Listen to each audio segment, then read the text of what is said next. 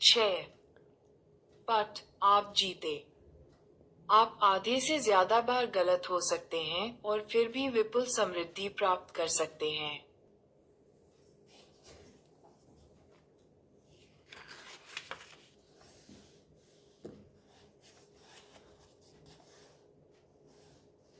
मैं पिछले 30 वर्षों से दृढ़ता के साथ ये काम करता आ रहा हूँ। मुझे लगता है इसका साधारण गणित यह है कि कुछ परियोजनाएं काम करती हैं और कुछ नहीं। दोनों में से किसी की भी निंदा करने का कोई मतलब नहीं है। बस अगले की ओर बढ़ चलें। ही ज ब्रैड पिट, एक स्क्रीन एक्टर्स गिल्ड अवार्ड स्वीकार करते हुए, ज़बरयूइन 1936 में नाजी जर्मनी छोड़कर भागे। वे अमेरिका में जाकर बस गए, जहां उन्होंने यूसी बर्कले में साहित्य का अध्ययन किया। किसी भी प्रकार से अपनी युवावस्था में उन्होंने कुछ खास होनहारी नहीं दिखाई। लेकिन 1990 के दशक तक बरगुइन हर तरह से तब तक के सबसे अधिक सफल कला व्यापारी बन चुके थे। 2000 में बरगुइन ने अपने पिकासोस, बाक्स, क्लीज और मैटिसेस के महाकाय संग्रह का एक भाग जर्मन सरकार को 100 मिलियन यूरो से भी अधिक की कीमत में बेचा। यह इतना अच्छा सौदा था कि जर्मन सरकार ने इसे प्रभावी रूप से दान ही समझा। निजी मार्केट में उस संग्रह का मूल्य $1 बिलियन से भी अधिक था। एक अकेला व्यक्ति इतनी बड़ी तादाद में उत्कृष्ट कलाकृतियों को एकत्रित कर सके, यह अद्भुत है। कला बहुत आत्मगत होती है। कोई भी जीवन की शुरुआत में इसका पूर्वानुमान कैसे लगा सकता था कि इस शताब्दी में आगे चलकर सबसे लोकप्रिय कृतियां कौन सी होंगी? आप कह सकते हैं, कौशल। आप कह सकते हैं, भाग्य। निवेश कंपनी हॉरिशन रिसर्च ने एक तीसरा स्पष्टीकरण दिया, और यह निवेशकों के लिए काफी उपयुक्त है। महान निवेशकों ने बड़ी मात्रा में कला की खरीदारी की, कंपनी ने लिखा। 19 संग्रहों का एक उपवर्ग बढ़िया निवेश सिद्ध हुआ, और उन्हें एक पर्याप्त रूप से लंबे समय तक रोक कर रखा गया जिससे पोर्टफोलियो प्रतिफल पोर्टफोलियो के सर्वश्रेष्ठ तत्वों के प्रतिफल पर अभिसरित हो सके। यही है जो होता है।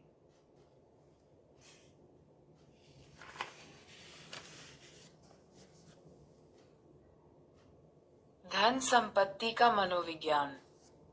महान कला व्यापारियों ने सूचकांक कोष की तरह कार्य किया। वे जो कुछ भी खरीद सकते थे, उन्होंने खरीदा। और उन्होंने ये सब पोर्टफोलियो में खरीदा, न कि अपनी पसंद के अनुसार एक एक कृति के रूप में। फिर उन्होंने बैठकर प्रतीक्षा की कुछ एक विजेताओं के उभरने की। बस यही है जो होता है। बर्नुएन की ही तरह किसी और द्वारा अभिगृहीत कृतियों में से शायद 99% कम मूल्य की सिद्ध हुई हों। लेकिन इससे कुछ खास फर्क नहीं पड़ता अगर बाकी 1% किसी पिकासो जैसे कलाकार की कृतियां हों। बर्नुएन अधिकांश रूप से गलत हो सकते हैं, और फिर भी आश्चर्यजनक रूप से सही सिद्ध हो सकते हैं। व्यवसाय और निवेश में भी बहुत सी चीजें ऐसे ही काम करती हैं। दीर्घ पुच्छ परिणामों के वितरण के सबसे दूर के अंत का वित्त में अद्भुत प्रभाव होता है, जहां घटनाओं की एक छोटी संख्या अधिकतर परिणामों के लिए उत्तरदायी हो सकती है। ये समझना कठिन हो सकता है, तब भी जब आप गणित समझते हों।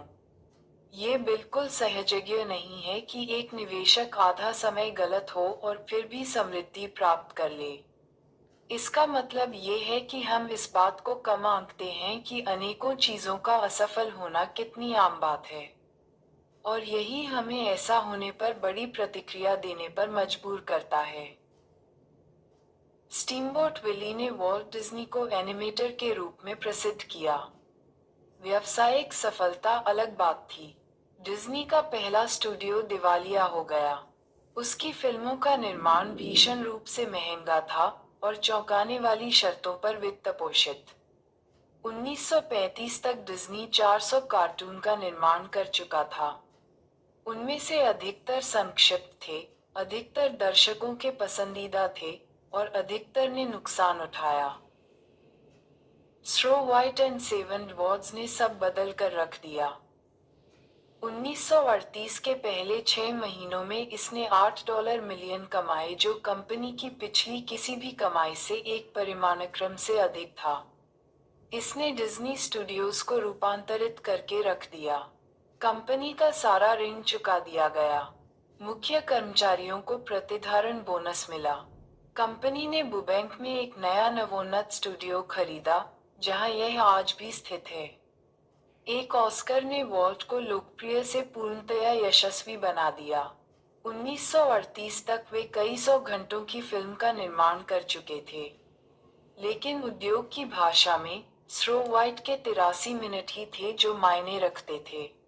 कुछ भी जो बड़ा, लाभदायक, प्रसिद्ध या प्रभावशाली है, एक पुच्छ घटना का परिणाम है, लाखों में से एक दूरस्थ घटना। और हमारा अधिकतर ध्यान ऐसी चीजों पर जाता है जो बड़ी, लाभदायक, प्रसिद्ध या प्रभावशाली हों। जब वे अधिकतर चीजें जिन पर हमारा ध्यान जाता है वे एक पुच्छ का परिणाम हो, इस बात को कम महत्व देना आसान हो जाता है कि वे कितनी दुर्लभ और शक्तिशाली हैं। कुछ पुच्छ संचालित उद्योग प्रत्यक्ष हैं। उद्यम पूंजी को ही लीजिए।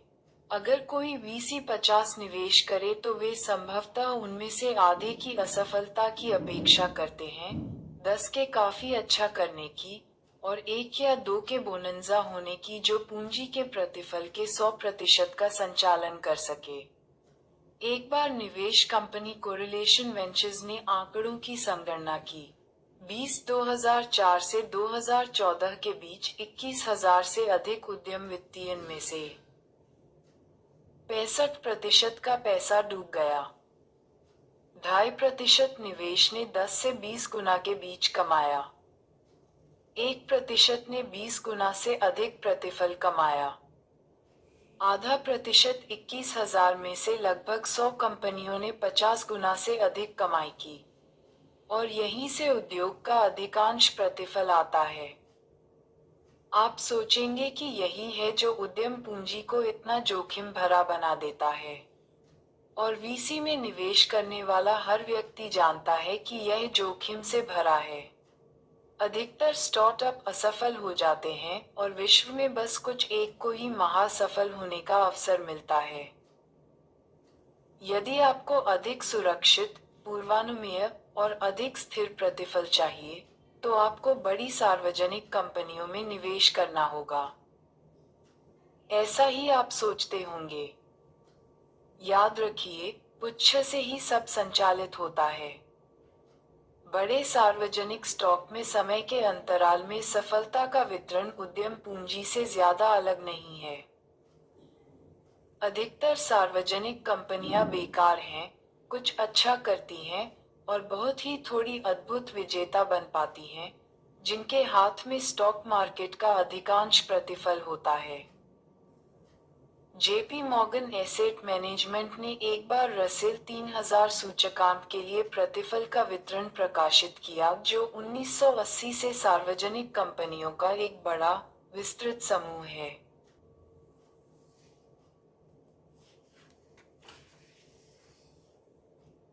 धन संपत्ति का मनोविज्ञान। रसेल के सभी 3000 स्टॉक घटकों में से 40% ने कम से कम अपना 70% मूल्य गंवा दिया और इस अवधि में कभी उभर नहीं पाए। प्रभावी रूप से सूचकांक का कुल प्रतिफल 7% घटक कंपनियों से आया जिन्होंने लगभग 2 मानक विचलन से बेहतर प्रदर्शन किया। ऐसी अपेक्षा आप शायद उद्यम पूंजी से करेंगे, लेकिन यह एक अरुचिकर, विविध सूचकांक में घटा। सार्वजनिक कंपनियों के इस वर्चस्व से कोई भी उद्योग बचा नहीं है। आधे से ज्यादा सार्वजनिक प्रौद्योगिकी एवं टेलीकॉम कंपनियां अपना अधिकतर मूल्य खो देती हैं और फिर उभर नहीं पाती। यहाँ तक कि जनोपयोगी सेवा संस्थानों में भी असफलता की दर 10 में से 1 से अधिक है। यहाँ पर दिलचस्प बात यह है कि आपको एक सार्वजनिक कंपनी और रसेल 3000 का सदस्य बनने के लिए सफलता का एक स्तर प्राप्त करना होगा। ये स्थापित संस्थाएं हैं, न कि कोई अविश्वसनीय स्टार्टअप। फिर भी अधिकतर का जीवन काल वर्षों में मापा जाता है, न कि पीढ़ियों में। इनमें से एक कंपनी का उदाहरण लीजिए। कैरोल रसेल 3000 सूचकांक की एक पूर्व सदस्य। इसने 1980 और 90 के दशकों की कुछ सबसे बड़ी फिल्मों का निर्माण किया, जिसमें रैम्बो की पहली 3 फिल्में, टर्मिनेटर 2, बेसिक इंस्टिंक्ट और टोटल रिकॉल शामिल है। कैरोल को 1987 में सार्वजनिक हो गई। उसे बहुत सफलता मिली और उसने एक के बाद एक हिट फिल्में दी। 1991 में कैरोल ने $500 बिलियन का मुनाफा कमाया, $400 मिलियन के मार्केट कैप के साथ, जो उस समय में बड़ी राशि थी, खासकर एक फिल्म स्टूडियो के लिए। और फिर वह असफल हो गई। ब्लॉकबस्टर फिल्में आनी बंद हो गई, कुछ बड़े बजट के प्रोजेक्ट असफल हो गए, और 1990 के दशक के बीच तक पहुंचते पहुंचते कैरोल को बीता कल बन चुकी थी। 1996 में ये कंपनी दिवालिया हो गई, स्टॉक शून्य पर चला गया, और बात खत्म। एक विपत्तिपूर्ण घाटा, और एक ऐसा घाटा जिसका सामना समय के साथ 10 में से 4 सार्वजनिक कंपनियां करती हैं। कैरोल की कहानी बताने लायक इसलिए नहीं है कि यह अनोखी है, बल्कि इसलिए कि यह बहुत आम है। यह इस कहानी का सबसे महत्वपूर्ण भाग है। रसेल 30001980 से लेकर अब तक 73 गुना से अधिक विकसित हो चुका है। यह एक शानदार प्रतिफल है। ये सफलता है। सूचकांक में 40% कंपनियां प्रभावी रूप से असफल थीं, लेकिन 7% घटक जिन्होंने बेहतरीन प्रदर्शन किया वे बेकार कंपनियों की कमी पूरा करने के लिए बहुत थी। चीकीन्स बल्यूइन की तरह, लेकिन पिकासो और मैटिस के बजाय माइक्रोसॉफ्ट और वॉलमार्ट के साथ। न सिर्फ कुछ कंपनियों के हाथ में मार्केट का अधिकतर प्रतिफल होता है, बल्कि उन कंपनियों के अंदर और पुच्छ घटनाएं होती हैं। 2018 में अमेज़न ने S&P 500 के प्रतिफल का 6% संचालित किया। और अमेज़न की प्रगति लगभग पूरी तरह से प्राइम और अमेज़न वेब सेवाओं के कारण है, जो खुद में उस कंपनी की पुच्छ घटनाएं हैं, जिसने फायर फोन से लेकर ट्रैवल एजेंसी तक सैकड़ों उत्पादों के साथ प्रयोग किया है। 2018 में एप्पल लगभग 7% सूचकांक प्रतिफल के लिए उत्तरदायी था। और यह अत्यधिक रूप से आईफोन से संचालित होता है, जो तकनीकी उत्पादों के संसार में उतना टेलवाय है जितना हो सकता है। और इन कंपनियों में कौन काम कर रहा है? गूगल की भर्ती स्वीकृति दर 0.2% है। 22 फेसबुक की 0.1% है। 23 एप्पल की लगभग 2% है। 24 इसलिए इन पुच्छ परियोजनाओं पर काम कर रहे लोग जो पुच्छ प्रतिफल को आगे बढ़ाते हैं, उनके करियर भी टेल करियर होते हैं।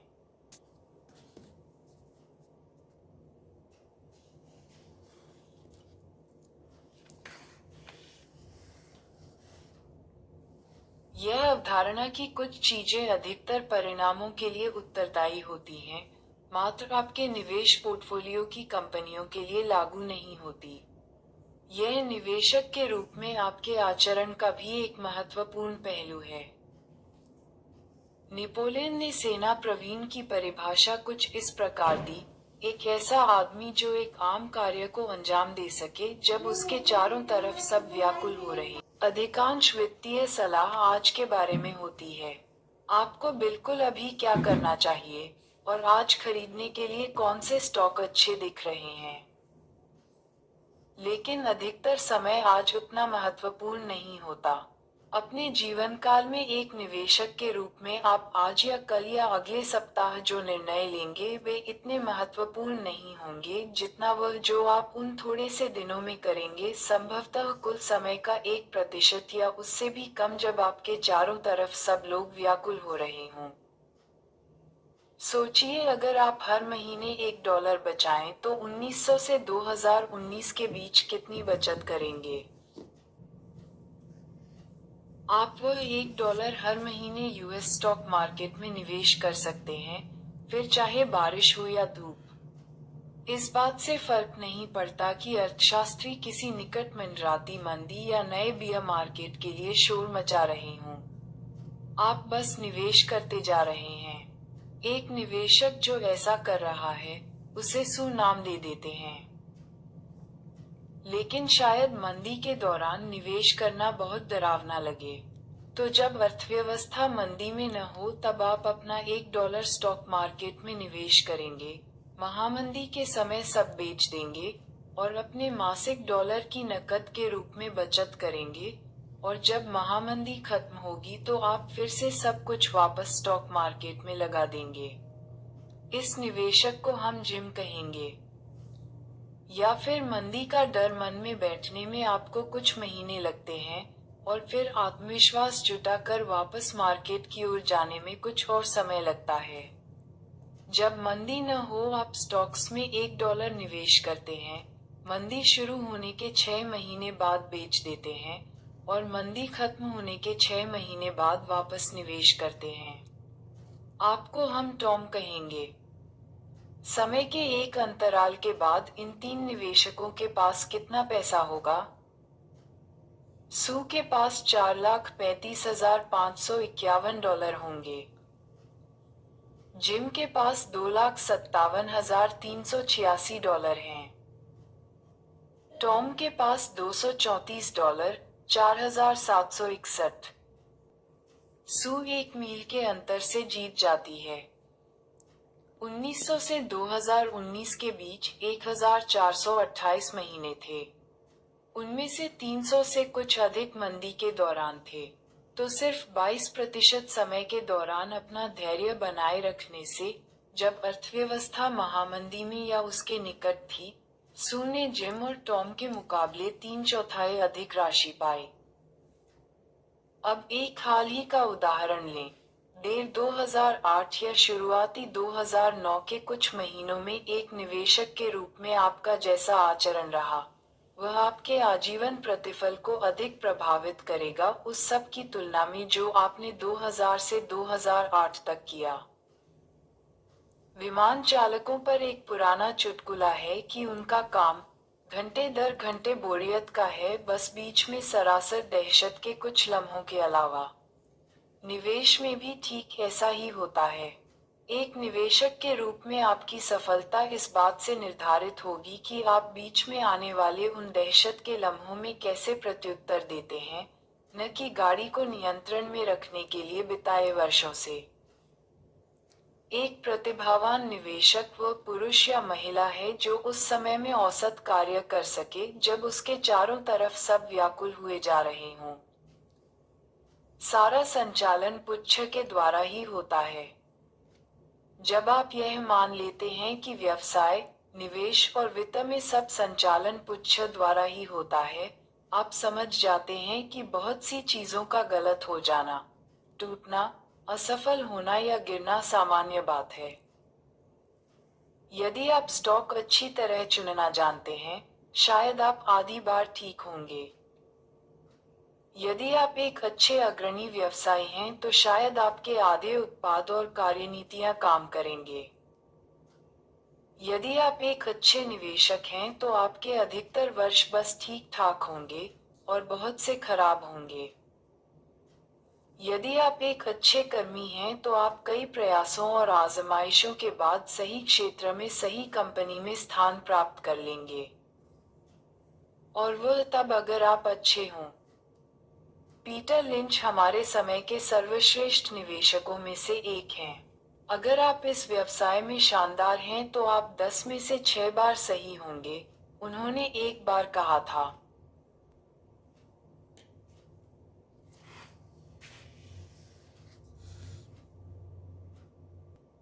कुछ ऐसे क्षेत्र हैं जहां आपको हर बार निपुण होना आवश्यक है। उदाहरण के लिए, विमान उड़ाना। और फिर ऐसे भी क्षेत्र हैं जहां आपको कम से कम हर बार काफी अच्छा होना जरूरी है। जैसे एक रेस्तरां का बावर्ची। निवेश, व्यवसाय और वित्त इन क्षेत्रों की तरह नहीं है। एक ऐसी बात जो मैंने निवेशकों और उद्योगपतियों से सीखी है वह ये है कि कोई भी हमेशा अच्छे निर्णय नहीं लेता। सबसे प्रभावशाली व्यक्ति ऐसी खराब योजनाओं से भरे होते हैं जिन पर वे प्रायः अमल भी कर बैठते हैं। अमेज़न को ही लीजिए। ये सोचना बिल्कुल सहजज्ञ नहीं है कि किसी बड़ी कंपनी में एक असफल प्रोडक्ट लॉन्च सामान्य और ठीक होगा। स्वभावतः आप सोचेंगे कि सीईओ को शेयर धारकों से माफी मांगनी चाहिए। लेकिन सीईओ जेफ बेजोस ने कंपनी के फायर फोन के दुर्भाग्यपूर्ण लॉन्च के कुछ ही देर बाद कहा, अगर आप सोचते हैं कि यह एक बड़ी असफलता है, हम फिलहाल इससे भी बड़ी कई असफलताओं पर काम कर रहे हैं। मैं मजाक नहीं कर रहा हूँ। इनमें से कुछ ऐसी भी हैं जिनके सामने फायर फोन एक छोटे ब्लिप जैसा नजर आएगा। अमेज़न के लिए फायर फोन पर इतना घाटा ठीक है क्योंकि इसका भुगतान अमेज़न वेब सर्विसेज जैसी किसी सेवा से हो जाएगा जिससे खरबों डॉलर की आय होती है। पुच्छ द्वारा किया गया बचाव। नेटफ्लिक्स सीईओ रीड हेस्टिंग्स ने एक बार घोषित किया कि उनकी कंपनी कई बड़े बजट के प्रोडक्शन रद्द कर रही है। उन्होंने कहा, हमारा हिट अनुपात फिलहाल बहुत ज्यादा है। मैं हमेशा कंटेंट टीम को ताकीद करता रहता हूँ। हमें और जोखिम उठाना होगा।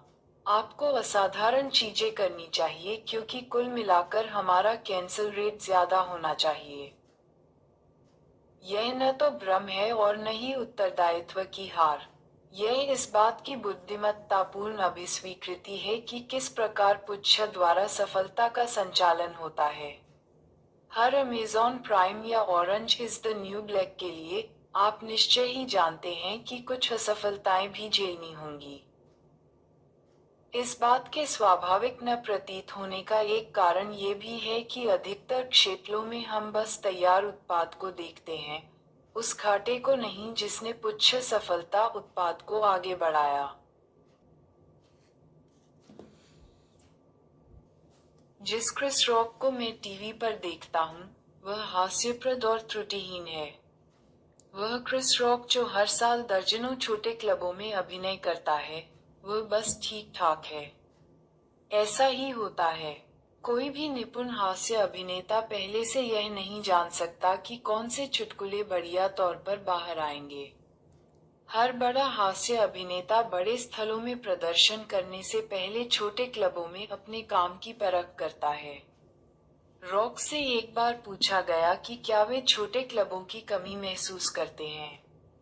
उन्होंने जवाब दिया, जब मैं कोई दौरा शुरू करता हूँ, ऐसा नहीं है कि मैं सीधे अखाड़े में उतर जाता हूँ।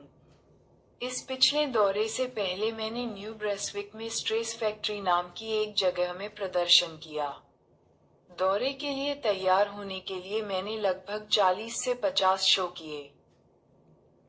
एक समाचार पत्र ने इन छोटे क्लबों के सत्रों को प्रकाशित किया। इसमें बताया गया किस प्रकार रॉक अपने नोट्स के पन्ने पलटते और बीच में अटक जाते थे। मुझे इनमें से कुछ चुटकुले हटाने होंगे, उन्होंने प्रहसन के बीचों बीच कहा।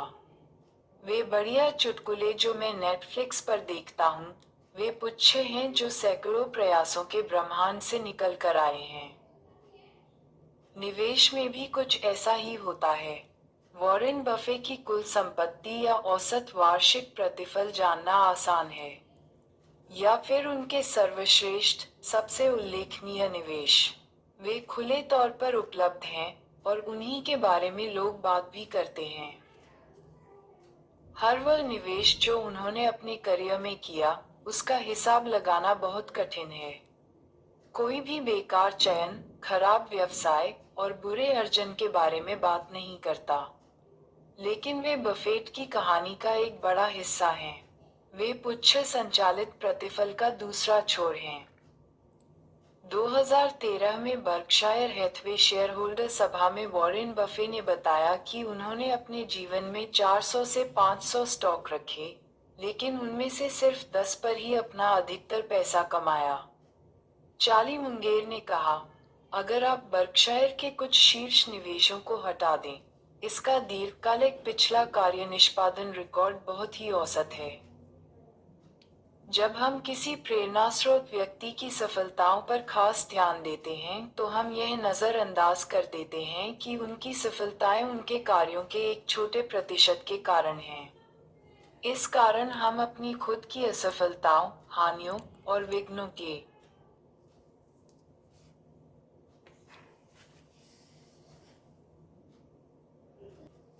चलते ऐसा अनुभव करने लगते हैं कि हम कुछ गलत कर रहे हैं। लेकिन यह संभव है कि हम गलत हों, या फिर लगभग सही, जैसा कि अक्सर विशेषज्ञ होते हैं। हो सकता है कि जब वे सही थे तो अधिक सही रहे हों, लेकिन ये भी संभव है कि वे उतनी ही बार गलत भी रहे हों जितना कि आप। यह महत्वपूर्ण नहीं है कि आप सही हैं या गलत, जॉर्ज सोरोस ने एक बार कहा था, बल्कि महत्वपूर्ण यह है कि जब आप सही हैं तो आप कितना धन कमा रहे हैं और जब गलत हैं तो कितना नुकसान उठा रहे हैं। आप आधे से ज्यादा बार गलत हो सकते हैं और फिर भी समृद्धि प्राप्त कर सकते हैं। हमारी आकाशगंगा में 100 बिलियन ग्रह हैं, और जितना हम जानते हैं, सिर्फ एक पर ही बुद्धिमत्तापूर्ण जीवन मौजूद है। ये तथ्य कि आप ये किताब पढ़ रहे हैं, यह उस सबसे लंबी पुच्छ का परिणाम है जिसकी आप कल्पना कर सकते हैं। और यह एक खुश होने की बात है। अब आगे देखते हैं कि कैसे धन संपत्ति आपको और अधिक खुश कर सकती है।